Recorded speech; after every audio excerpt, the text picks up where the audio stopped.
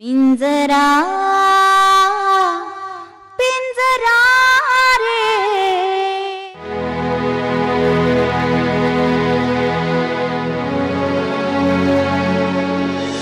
शिवाजी मी हात सोडलो नाही ना मुझे दोघांच्या शिवाय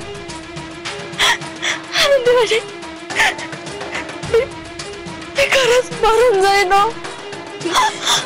माझ्या बाबाचं डोकं फिरलं तर तो मला मारून टाकेल.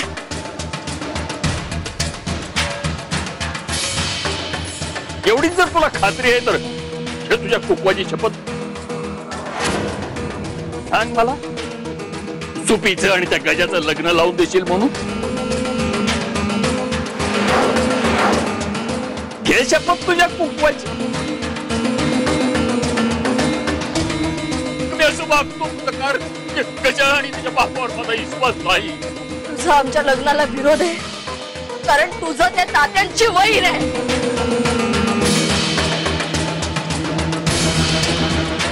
चल थांबा मी वीरची शपथ घे.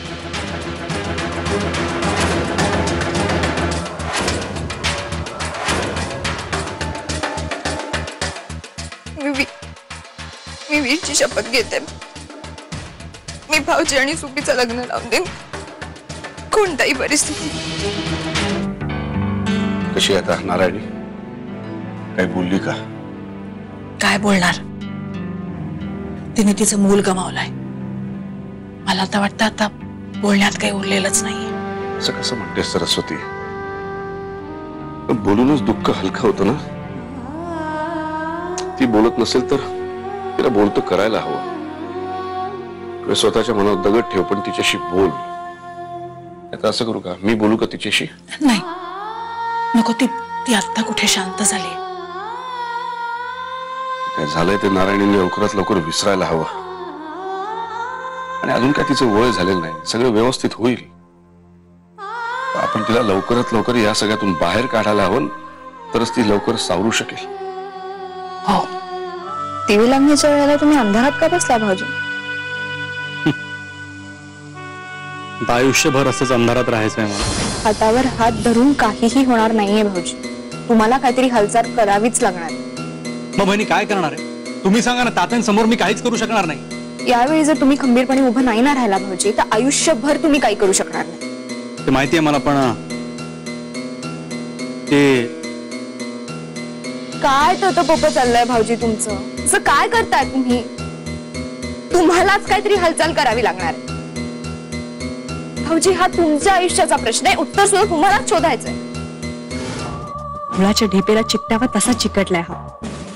याला गावाबाहेर नाही हकलवून दिला ना तर संसारच मांडेल इथे माझ्या बरोबर. काय विचार करतेस? हाच ना की हा माणूस गिटार वाजवण्याऐवजी इस्त्रीवाला झाला असता तर आतापर्यंत निदान सेटल तरी झाला असता. तुझं खोबाड जरा बंद ठेव, कळलं?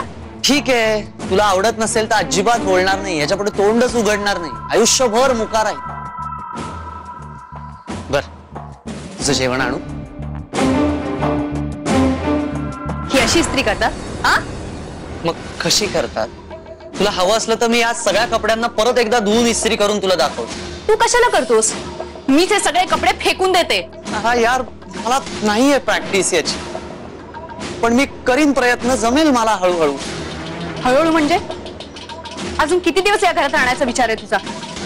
किती दिवस काय? आयुष्यभर. हा सुपी आई शपथ 100 वर्ष आयुष्य आहे तुम्हाला.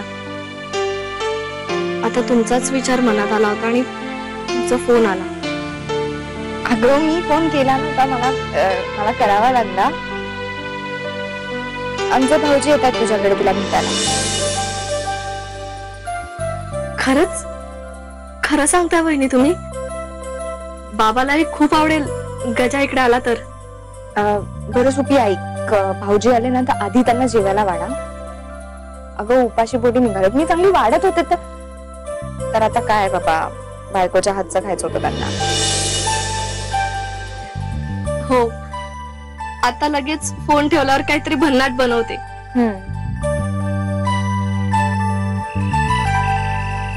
पिंजरा